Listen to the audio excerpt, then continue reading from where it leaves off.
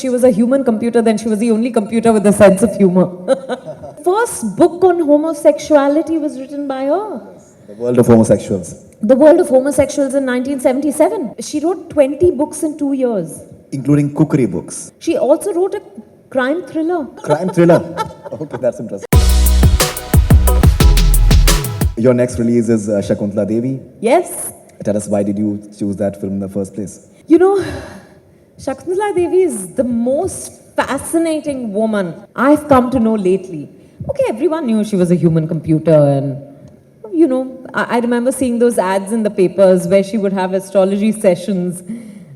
There's one particular picture where, this is inspired by that picture, you know, it used to be in all her astrological ads. That's all I knew about her. But when I started reading about her, she was a woman way ahead of her time. One, she had a wicked sense of humor. You know, the kind of humor you don't expect from women, and then from a mathematician for sure. So I keep saying if she was a human computer, then she was the only computer with a sense of humor. And she led her life on her own terms at a time when it was impossible for women to there were very few women stepping out and going to work. You know, she went and conquered the world. She traveled the world over. She called the shots in her relationships, you know, equally as much as her partner did. And I think she was so unafraid. She was the first book on homosexuality was written by her. The World of Homosexuals. The World of Homosexuals in 1977. Yes. You know, incredible, at a time when I don't know if people even knew the meaning of homosexual, because, you know, it's something that's existed always, but we've always wanted to turn a blind eye to it. I'm not talking about now, I'm talking about 1977. Yeah. But at that time, to have written about their rights, about asking for legalization, I think it's way ahead of her times. I don't even know, you know, what word to use for her. I've enjoyed playing her. Apparently her husband, Paritosh Banerjee, was a homosexual. That's what she has said in a documentary for straights only. I shall wait for you to watch the film. We've dealt with that aspect in the film, but beyond that, I don't want to divulge too much. She was a fascinating character, as you mentioned about the sense of humor part, at the same time the confidence part. So I was watching one of her videos where she just calculated the 13 digits, the multiplication, the way she did. And the way she was asking the panel that should I go from right to left or left to right? Yeah, you know, the confidence was incredible. Yeah, I've seen her videos and she played her audience. You would think that, acha, itne bade calculations kar rahi hai. Pehle to how is she doing it? You feel it's humanly impossible. I kept trying to figure out ki kya, kaise calculate kiya hoga. Kitne bhi steps aap fast kar lo na. You can't give answers in that short a span of time. She was obviously, she had an unbelievable gift, quality, whatever you call it. And then to do it with a sense of humor, to play to the gallery, to engage the audience, to make maths fun. You know, I've seen so many of her shows and they're not boring. Otherwise, normally, ज़्यादातर लोगों को लगता है कि maths so boring है. You know, what is it? It's about numbers.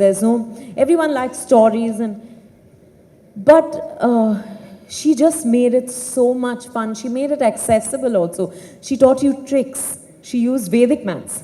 It's something that I think we should be using far more in our country because Vedic maths was born here. She's someone who's started at a very, very early stage, and she started her first she did her first show at the age of 3. And her father, who was in a circus, he was a trapeze artist, and he identified her talent and he promoted her, he encouraged her. They went to London after that. How crucial do you think was the role of her father in her life? Obviously, because he recognized that in her and then cultivated it. I think he played a very crucial role. But you know, I do wonder if, I don't want to sit in judgment, but I wonder if it's fair on the child to be making the child do so many shows and she didn't attend school. Even I was thinking about the same. Yeah. When I was so I think she also has, I've seen interviews of hers where she didn't enjoy the fact that she didn't have a childhood. And you see, today I think about the fact that there are so many children on these reality TV shows. How many of them really want to be there? Or how many of them are fulfilling their parents' desires? You know, living their parents' dreams. I think that I wonder. So I think in a way it's great because he recognized Shakuntala Devi's rare gift and cultivated it. But I'm conflicted. Yeah, same here. In fact, even I was thinking because 6, I think she was when she was in Mysore and Yeah. she created that record of sorts. And from 6 to 16, she was traveling. Oh, absolutely. Not then- 6 to 60. London after that, and even there. You know, she died at the age of 83, 84, and pretty much up to the end, 84. Pretty much up to the end, she was still much fewer shows, of course, because she was traveling less, but she was still doing shows and she was doing her astrological. So she's worked through her life. So I was watching one of your interviews, and you've said that you found the innate restlessness of Shakuntala Devi identical to yours. What is the importance of nervous energy for any artist? I don't know That restlessness. if it's a good thing. I know I have it. Right. You know, I'm much calmer now, but how do I say this? You know, I want to do, like, all my energies are invested in being an actor, in playing a role. But she didn't limit herself, so all my restlessness finds expression there.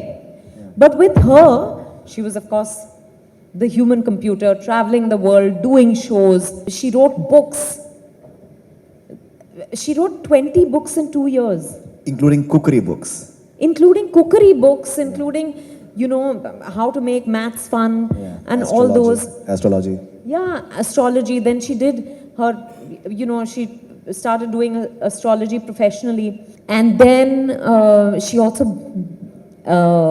tried to enter politics, Yes, she did. stood for elections against Indira Gandhi. Right. So, you know, she was constantly wanting to do something different and new. I identify with that restlessness when it comes to me as an actor. I want to do different things. I want to play different characters, tell different kinds of stories. And I'm fully invested in that. But with her, she was doing different things. And imagine, she would have busy days and at the end she would sit and write books. 20 books in 2 years? That's insane. Absolutely. Why do you think she entered politics at a point of time when she was doing maybe the best? It was the time when she entered the Guinness Book of World Records as well. Why would you think that she just thought of getting into politics at that point? I've also wondered, but you know, I think there was nothing that she didn't want to try. And she thought that, oh, she's so popular that she should use her popularity to do something for society if she gets elected as a politician or something like that. Maybe it was even a power trip. Maybe, yeah. Yeah, maybe it was a power trip because she had seen a great deal of power. She was literally the king and the queen and all of that in her world. Yeah. So I think she thought ki acha ye bhi ho jayega. Hua nahi, but I think that's what it is. Never say die spirit. There was nothing she didn't try. She played the flute. She played the sitar. She also wrote a crime thriller. Crime thriller. Okay, that's interesting. So you think of something and oh, Shakuntala Devi's done it already.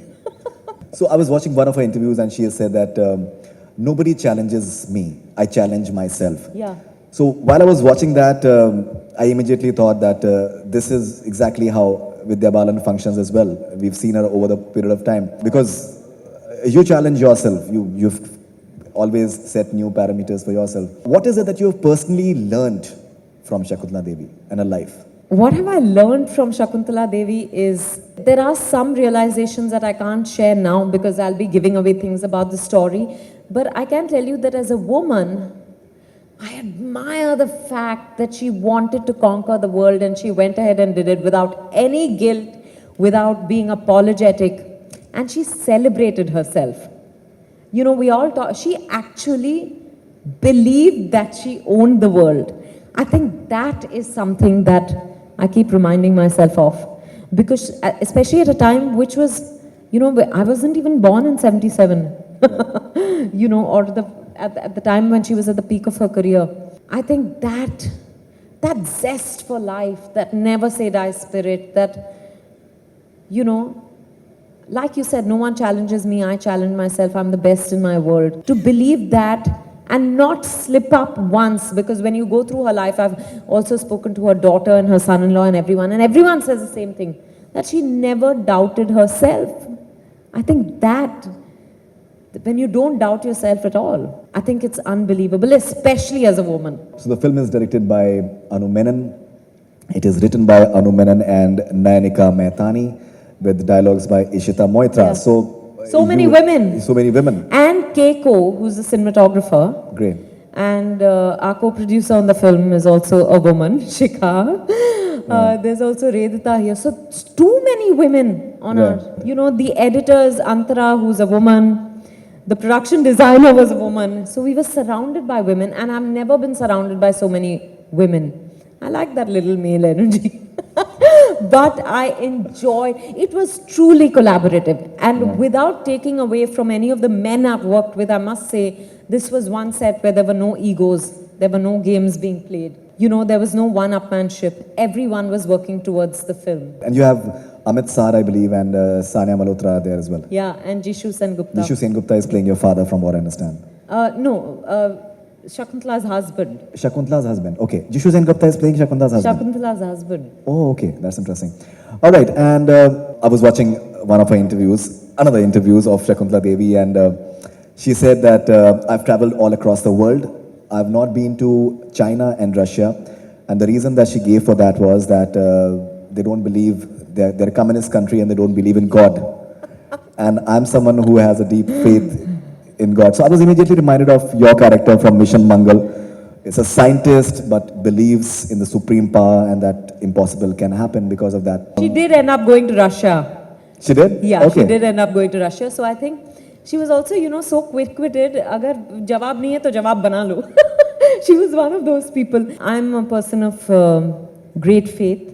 My relationship with God, my understanding of God has changed and evolved, I'd like to believe, over the years. To each his own. If you're an atheist or a non-believer, which my husband is, I have absolutely no problem. So I would not go to China or Russia because they are communist. Finally, what do you think was the most challenging part of playing Shakuntala Devi, the human computer? Make maths enjoyable. Oh, that's interesting. You know, because you have a certain perception of maths. You know, every second person you meet will say, you like maths or what? Oh, I find maths so boring. And I actually enjoyed maths as a student. But how do you make maths interesting for another one? So both for the director and for me, I think that was a real challenge. How to do the performances in a way that I enjoy it, so that if I enjoy it, then, you know, audiences enjoy it. I think that was the most challenging part for me. Vidya, we've had a fabulous conversation with you. All of the people who are present over here, they've, I think, really enjoyed listening to you. And thank you very much for your time. And congratulations once again for doing what you are doing, because it's inspiring for a lot of people who are present over here and millions of your fans all across the world. Thank you very much. Happy New Year once again. Happy New Year. Thank you, and thank you all. Thank you, IIT Powai Tech Fest, for inviting me. I think she deserves a standing ovation. She deserves standing ovation. I think she does that, right? Thank you very much.